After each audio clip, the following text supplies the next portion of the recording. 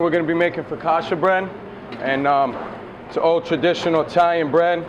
It's similar to making pizza dough, but it's got herbs, spices, garlic in it. You could throw some cheese on it, some olives, really, whatever you like. And the way that we're going to be doing it, we're going to be laying it out on half sheet pans, and we're going to be baking them off so it's nice golden brown on top, and you can smell the aroma of the garlic and the herbs and everything. Basically, we're using 3 pounds of bread flour, some salt, olive oil for the flavor. We're using yeast, and with the yeast, we want to put in the yeast in the hot water first to dissolve it and make it a little foamy before we put it in, so it stretches and it's evenly blended throughout the whole bread.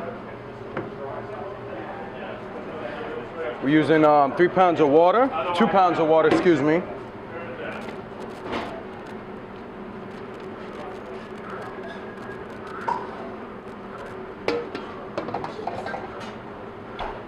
I'm going to start on a lower speed and then bring it up to a higher speed because the dough is going to start to get really sticky and come together.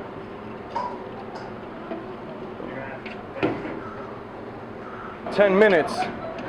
You don't want to overwork the dough though. The gluten will start building up and make it really tough. And focaccia bread is light, it's airy, it's kind of fluffy. It's like a pizza dough. Like, think about pizza crust, think about what the crust is, but the whole dough is going to be thick and fluffy like that.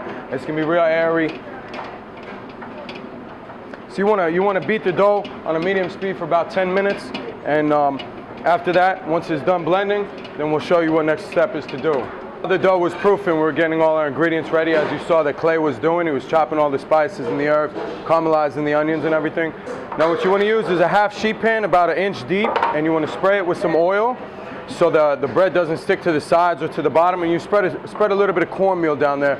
What it's going to do, it's going to make the crust a little harder and more firmer. It's like I said, it was like the start of a pizza dough. And then what you want to do, you want to let the dough proof, and you want to let it rise for about 30 to 45 minutes. And then after that, you want to stretch it and lay it on the half sheet pan. And you want to be real tender, real careful with this bread, for the simple fact is that you don't want holes in the bottom of the bread. And you want to stretch it all across the whole pan so it bakes up nicely. All right. Here what we're doing is spreading a little bit of garlic on the top for the flavor, and then moisten the top. You can mix the garlic with a little olive oil, truffle oil, vegetable oil. It really doesn't matter what kind of oil you use. Olive oil you're going to get the greatest flavor from, but it's very strong oil, so you want to use it in minimal amounts. And after that, you just start putting your caramelized onions, your tomatoes, your herbs, your spices, your cheeses, everything. And you want to bake this off on 350 degrees, roughly about 12 to 15 minutes. Clay, you got anything you'd like to add about this? You know, it's just one of those things that when you're in the kitchen, you know, don't forget to really just be passionate about it. Have a little bit of love, you know. It's a good thing to just, one of these dishes right here, it's kind of one of those family meals. You know, you're sharing it with your friends. It's a big plate. You're not going to eat all this by yourself. So just have fun with it, you know. Just spread love. Love is one of those ingredients that you can't buy at the store. Can't buy it at the store. It's one of those things that you have to really bring from your heart. So don't forget that when you're in the kitchen, man. Have fun, you know. Don't get stressed out. Really, you could use any kind of topping you want. Like I said, a focaccia bread is similar to a pizza. It's similar to a pizza dough. So you could do anything you want. Ricotta cheese. You could do spinach, fresh basil. You could put olives, some feta cheese on top. Salami, ham, provolone, capicola. It doesn't matter, really. You could put whatever you want on top of it.